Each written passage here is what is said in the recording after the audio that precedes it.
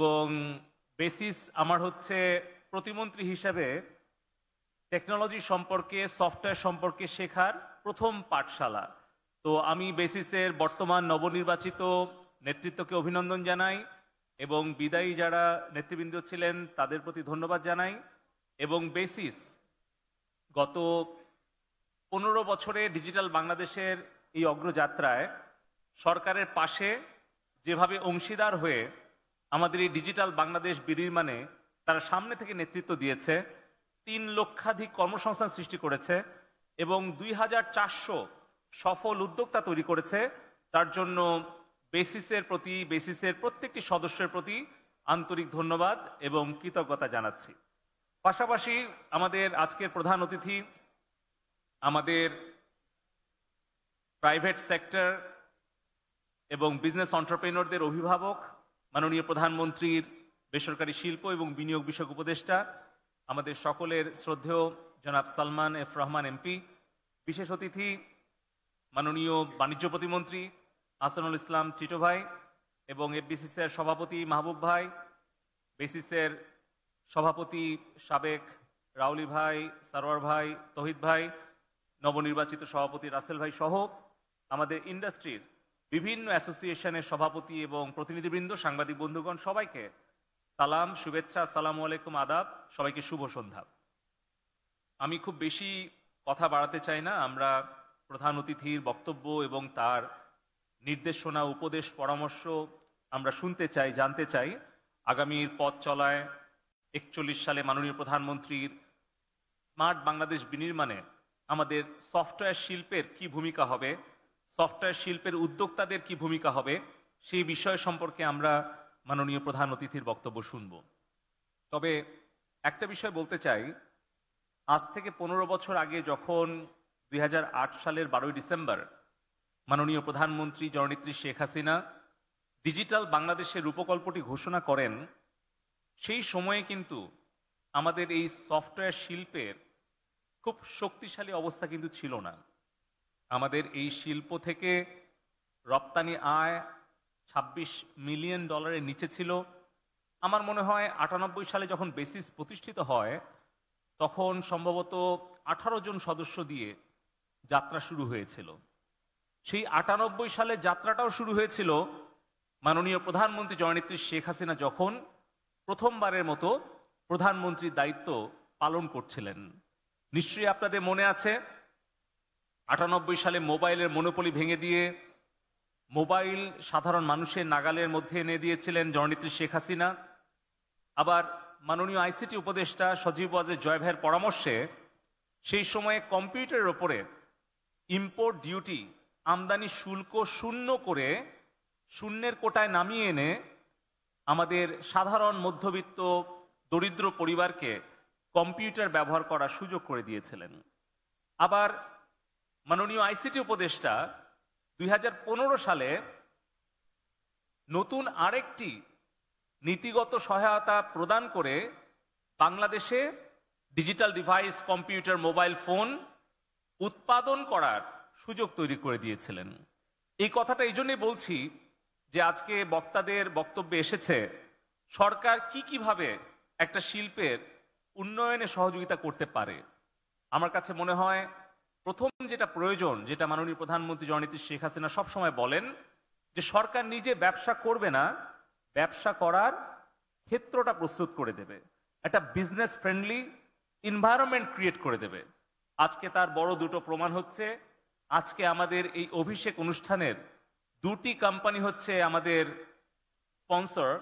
একটা হচ্ছে নগদ, যারা কিনা আমাদের ডাক বিভাগের অংশীদার এবং ডাক বিভাগের সহযোগিতা নিয়ে ইনফ্রাস্ট্রাকচার, ওয়ার্কফোর্স এবং পলিসি সাপোর্ট নিয়ে তারা নিজেরা যেরকম মাত্র 3 বছরের মধ্যে একটা সফল স্টার্ট আপ ইউনিকর্ন হয়েছে, আবার অপরদিকে কিন্তু সরকারকে 14.5 কোটি টাকা তারা কিন্তু মুনাফাও আমাদের সাথে শেয়ার করেছে, রেভিনিউ আমাদের সাথে শেয়ার করেছে।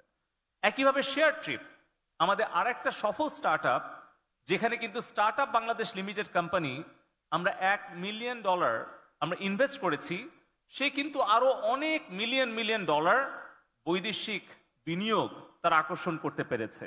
দুটো উদাহরণ দিচ্ছি কারণ এই দুটো কোম্পানি আমাদের সামনে এই অভিষেক অনুষ্ঠানের স্পন্সর হিসেবে কাজ করছে।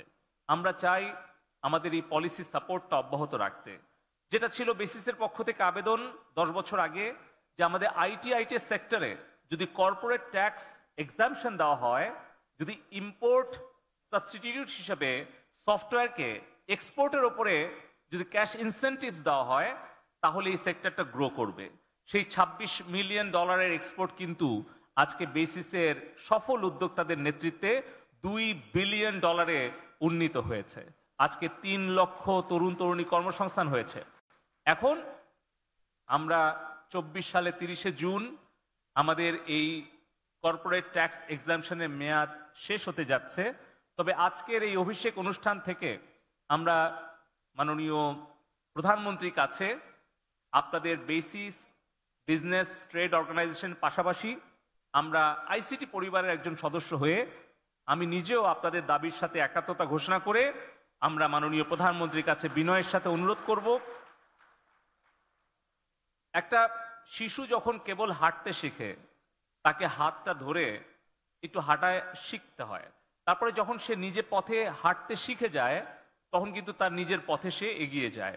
তো আমাদের সফটওয়্যার ইন্ডাস্ট্রি কিন্তু কেবল হাঁটি হাঁটি পা পা করে 15 বছরে এসছে। আমরা যদি আর 5টা বছর যদি আমরা 30 সাল পর্যন্ত 31 সাল পর্যন্ত এই ট্যাক্স এক্সাম্পশনটা আমরা কন্টিনিউ করতে পারি, তাহলে আমার বিশ্বাস আমাদের এই সফটওয়্যার সেক্টর থেকে আমরা ইনশাল্লাহ $5 বিলিয়ন আমরা রপ্তানি আয় অর্জন করতে পারব। আমাদের সেই ক্ষেত্রে এই পলিসি সাপোর্টটা দরকার, যেটা আমরা সরকার থেকে দিতে চাই। দ্বিতীয়টি হচ্ছে ফাইন্যান্সিং। আমাদের বিনিয়োগটা আসলে সফটওয়্যার ইন্ডাস্ট্রিতে একটা ট্র্যাডিশনাল লোন সিস্টেম কিন্তু কাজ করে না। যে কারণেই সজীব ওয়াজের জয় ভাইয়ের পরামর্শে আমরা স্টার্টআপ বাংলাদেশ লিমিটেড কোম্পানি আমরা প্রতিষ্ঠা করেছি এবং এখান থেকে কিন্তু ইতিমধ্যেই আমরা 50টা কোম্পানিতে প্রায় 100 কোটি টাকার উপরে বিনিয়োগ করেছি। আমরা মাননীয় প্রধানমন্ত্রীর কাছে আরো 500 কোটি টাকা চেয়েছি এবং আমার বিশ্বাস আগামী 5 বছরের মধ্যে আমাদের সফটওয়্যার, বিপিও এবং আমাদের আইটি সেক্টরে অন্ততপক্ষে আরো 2000 কোটি টাকা আমরা আমাদের স্টার্টআপ বাংলাদেশ লিমিটেড কোম্পানি থেকে আপনাদের জন্য ইকুইটি ইনভেস্টমেন্টের একটা অপরচুনিটি আমরা ক্রিয়েট করতে পারবো, যাতে করে আপনারা আপনাদের সাহসী পদক্ষেপ নিতে পারেন, ঝুঁকিটা নিয়ে বড় ধরনের প্রতিষ্ঠান তৈরি করতে পারেন। এর সাথে আমাদের যে হিউম্যান রিসোর্স দরকার, যেটি বাণিজ্য প্রতিমন্ত্রী মহোদয় বলেছেন, আমরা আইসিটি ডিভিশন থেকে আমাদের হায়ার অ্যান্ড ট্রেইন প্রোগ্রামের আওতায় আমরা 1 লক্ষ আমাদের ফ্রন্টিয়ার টেকনোলজিতে আমরা দক্ষ জনশক্তি তৈরি করছি। Artificial intelligence, data analytics, machine learning, blockchain, cyber security এবং আপনাদের যা কিছু প্রয়োজন সেগুলো যদি আপনারা আমাদের কাছে আপনাদের রিকোয়ারমেন্টটা দেন, তাহলে আমরা কিন্তু সেই দক্ষ জনবলটা আমরা আইসিটি মিনিস্ট্রির অর্থায়নে আমরা সেটা ট্রেনিংটা দিয়ে দিব, যাতে করে আপনাদের কোম্পানির ওভারহেড কস্টটাও কমে, পাশাপাশি আপনারা দক্ষ যোগ্য কর্মশক্তি আপনারা পান। তো আমি আর বক্তব্য বাড়াচ্ছি না। আমাদের অভিভাবক এখানে আছেন সালমান ফজলুর রহমান ভাই। আমরা আশা করব আমরা যে দাবিগুলো এনবিআর এর চেয়ারম্যান মহোদয়ের কাছে, মাননীয় অর্থমন্ত্রী, মাননীয় অর্থ প্রতিমন্ত্রী মহোদয়ের কাছে আমরা আনুষ্ঠানিকভাবে ইন্ডাস্ট্রি এবং গভর্নমেন্টের পক্ষ থেকে দিয়েছি, সেটি আমাদের অভিভাবক হিসেবে জনাব সালমান ফজলুর রহমান ভাই আমাদের পক্ষ থেকে মাননীয় প্রধানমন্ত্রীর কাছে এই জোর দাবিটি উনি উত্থাপন করবেন এবং আমাদের সকলের অভিভাবক হয়ে সেই দাবিটি আমাদেরকে আদায় করে দেবেন, এই প্রত্যাশা রেখে আমার বক্তব্য এখানেই শেষ করছি। Be innovative and smart. জয় বাংলা, জয় বঙ্গবন্ধু।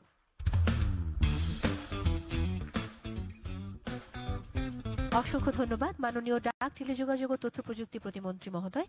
আপনার বক্তব্য স্মার্ট বাংলাদেশের অগ্রযাত্রায় বেসিসকে অনুপ্রাণিত করবে নিঃসন্দেহে। এবারে আমরা যার কথা শুনবো তার উপস্থিতি আমাদের আজকের আয়োজনকে আরো সমৃদ্ধ করেছে, তার প্রতি আমরা বিশেষ কৃতজ্ঞ।